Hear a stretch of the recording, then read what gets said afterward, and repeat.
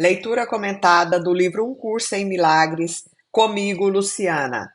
Capítulo 2: A separação e a expiação. Seção 5: A função do trabalhador de milagres. Dentro dessa quinta sessão agora tem o item A: Princípios especiais dos trabalhadores de milagres. 1. O milagre abole a necessidade de preocupações de ordem mais inferior. Como é um intervalo de tempo fora do padrão, as considerações ordinárias de tempo e espaço não se aplicam. Quando se apresentar um milagre, eu arranjarei tanto o tempo quanto o espaço para que se ajustem a ele. Olha que lindo isso! Quantas vezes acontecem situações que a gente chama de milagre, que a gente pensa, nossa, como isso aconteceu? Até porque muitas vezes o milagre afeta questões retroativas ao acontecimento dele. E isso eu estou falando por experiência própria, porque já aconteceu comigo. Então, tempo e espaço aqui, esse entendimento de tempo e espaço não se aplica no caso dos milagres. 2. Uma distinção clara entre o que é criado e o que é feito é essencial. Todas as formas de cura se baseiam nessa correção fundamental, na percepção dos níveis. 3. Nunca confunda a mentalidade certa com a mentalidade errada. Responder a qualquer forma de erro com qualquer coisa, exceto um desejo de curar, é uma expressão dessa confusão. E esse livro aqui, ele é literalmente um caminho para essa correção. Porque o que é a mentalidade errada? É aquilo que a gente está criando equivocadamente e acreditando que é uma realidade. Mas é uma ilusão da nossa mente, que está fundamentada muitas vezes nos nossos traumas de infância, nas questões de outras vidas que a gente já trouxe, nas nossas crenças que nos limitam, nas nossas culpas, nos medos que a gente tem. E tudo isso vai criar uma ilusão, uma falsa realidade. Por outro lado, a mentalidade certa corrige essa percepção equivocada e vai trazer à tona aquilo que é verdadeiro, que é real. E é nesse ponto que a cura se manifesta, seja em que nível for. O milagre é sempre uma negação desse erro e uma afirmação da verdade. Só a mentalidade certa pode corrigir de um modo que tenha qualquer efeito real. Em termos pragmáticos, o que não tem efeito real não tem existência real. Seu efeito, então, é vazio. E sendo sem conteúdo substancial, presta-se para a projeção. E quando a mentalidade errada está criando algo que não é real, ela vai projetar fora aquilo que foi criado. E eu vou ver situações equivocadas, sofridas, aquilo que a gente chama de problema, doença, relacionamentos desarmônicos, conflitos, medos, tudo isso será projetado na minha vida e é isso que eu vou experienciar, que eu vou viver, achando que isso é real, mas é um equívoco da minha mente que está com a mentalidade errada. Por isso que quando a gente se conhece, sabe quem a gente é, como a gente funciona, como a nossa mente funciona, a gente consegue se colocar nessa posição de observar se realmente aquilo que a minha mente está projetando fora é real. Porque quando eu volto a minha mente para a mentalidade certa, eu consigo desfazer os equívocos. E aí é isso que ele fala de acontecer os milagres, aquilo que eu falo, nossa, não sei como isso aconteceu. Por quê? Porque eu mudei a minha mentalidade errada, eu reconfigurei para uma mentalidade certa. Eu decidi, é uma decisão através da minha vontade, não enxergar os equívocos e confiar, acreditar que aquilo ali está trazendo alguma questão interna minha que eu preciso olhar. Número 5. O poder do milagre para ajustar níveis induz a percepção certa para a cura. Até que isso tenha ocorrido, a cura não pode ser compreendida. O perdão é um gesto vazio, a não ser que acarrete a correção. Sem isso, é essencialmente julgador, em vez de curativo. O perdão é uma chave principal para as mudanças que a gente precisa fazer. Ele é curativo quando ele é verdadeiro, porque muita gente diz: não, eu perdoei fulano, mas eu prefiro nem ter contato. Não, tá tudo bem não ter contato, mas muitas vezes esse perdão é só uma forma de falar: não, eu não quero falar nesse assunto, eu não quero me aproximar dessa pessoa. É um bloqueio que a gente cria para ficar longe desse assunto, para que ninguém fique falando na nossa cabeça. Mas aí ele não é verdadeiro, então ele não te liberta. E a liberdade começa na gente, porque não é o outro que vai ser afetado em princípio. Eu não estou isentando o outro de qualquer tipo de culpa através do perdão. Eu estou me liberando, me libertando das amarras, dos aprisionamentos mentais que foram criados por falta de perdão. É por isso que ele fala aqui que o perdão é um gesto vazio, a não ser que acarrete a correção. Se não corrigiu algo, se não transformou uma situação, se não transformou a mim mesmo, ele é um gesto vazio. Aí foi da boca para fora. Então, sem ter esse efeito corretivo, ele é essencialmente julgador, porque eu ainda continuo aqui julgando o outro pelo que ele cometeu, ou julgando a mim mesma pelo que eu cometi, os meus equívocos, os meus erros do passado.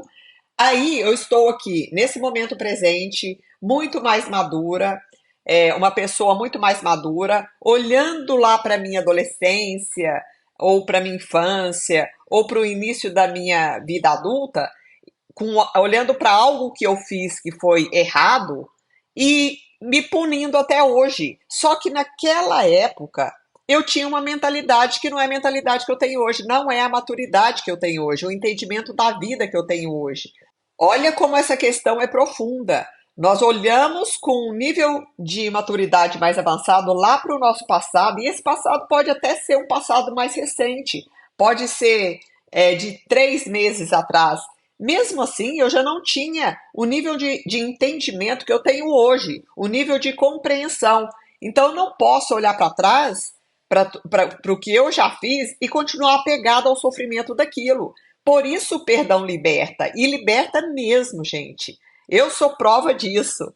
É muito lindo, é muito curativo, é muito amoroso. Amoroso com a gente, com os outros e com a vida. 6. O perdão da mentalidade milagrosa é apenas correção. Não tem absolutamente nenhum elemento de julgamento. A declaração, agora entre aspas, Pai, perdoa-lhes, porque não sabem o que fazem, fecha aspas, de modo algum avalia o que fazem. Então, essa declaração que o Cristo diz: Pai, perdoa-lhes porque não sabem o que fazem, ele só está pedindo que aquelas pessoas sejam perdoadas.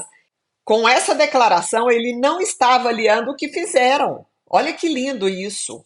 É um apelo para Deus curar as suas mentes. Por quê? Porque tem a mentalidade certa, o entendimento real da vida, e tem a mentalidade errada, que é a mentalidade baseada em ilusões, em equívocos.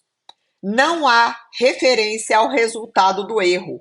Isso não importa. 7. A injunção, abre aspas, sede uma somente, fecha aspas. Ou seja, o que ele está dizendo aqui? Seja uma somente, é por causa do tempo verbal, então eu acho mais fácil repetir. A injunção, seja uma somente, é o enunciado para o estado de prontidão para a revelação.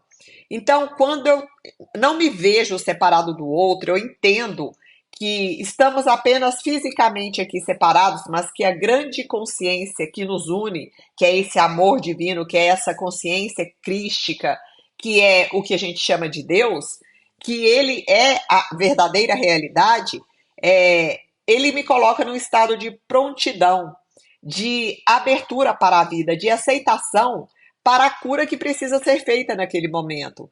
É um estado literalmente de prontidão. E aí é onde a revelação ocorre. E aquilo que nos causava muita dor, muita culpa, muito medo ou sofrimento é liberado.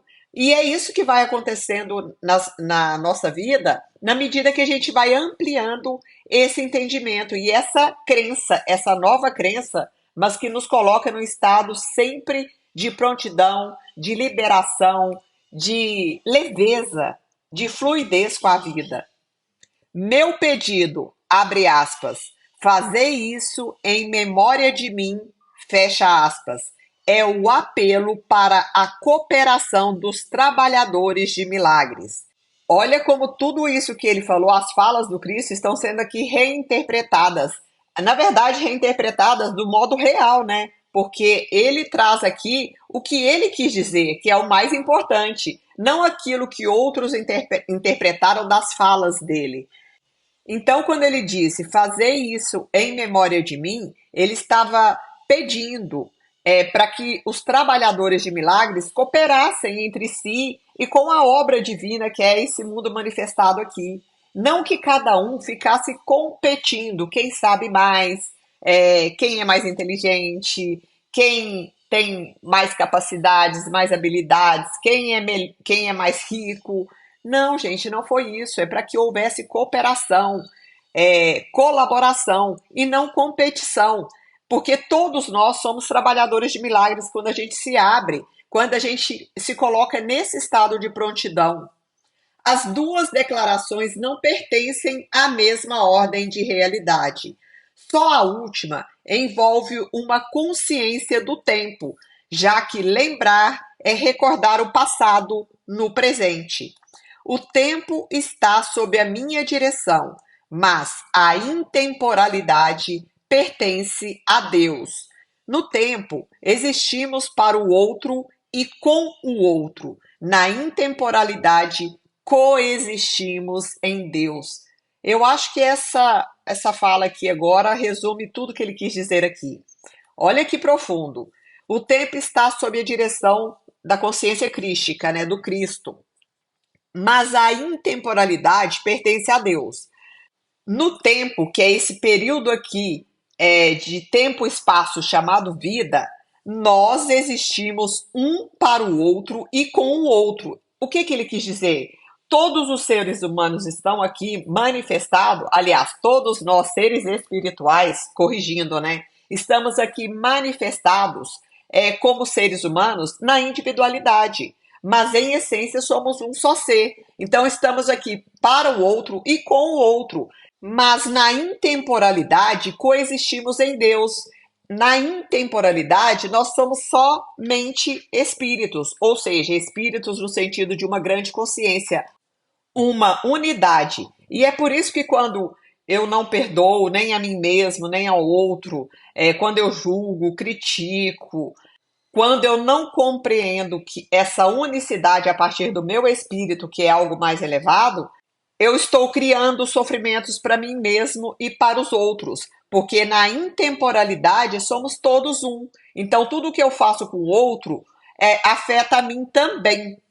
8. Você pode fazer muito em favor da sua própria cura e da cura dos outros se, em uma situação que necessite de ajuda, pensar deste modo. Dois pontos. E eu vou trazer agora um parágrafo aqui que eu utilizo todos os dias na minha vida, desde que eu li esse livro a primeira vez, há 3 anos atrás. Então, é um trecho que sempre que acontece alguma situação, algum desconforto no meu próprio ser, na minha mente, eu repito, nem que seja mentalmente, essas frases que ele vai dizer agora aqui, e elas têm um efeito curador, transformador. Então, vamos lá. Eu estou aqui somente para ser verdadeiramente útil. Eu estou aqui para representar aquele que me enviou. Eu não tenho que me preocupar com o que dizer ou o que fazer, porque aquele que me enviou me dirigirá. Eu estou contente em estar onde quer que ele deseje, sabendo que ele vai comigo.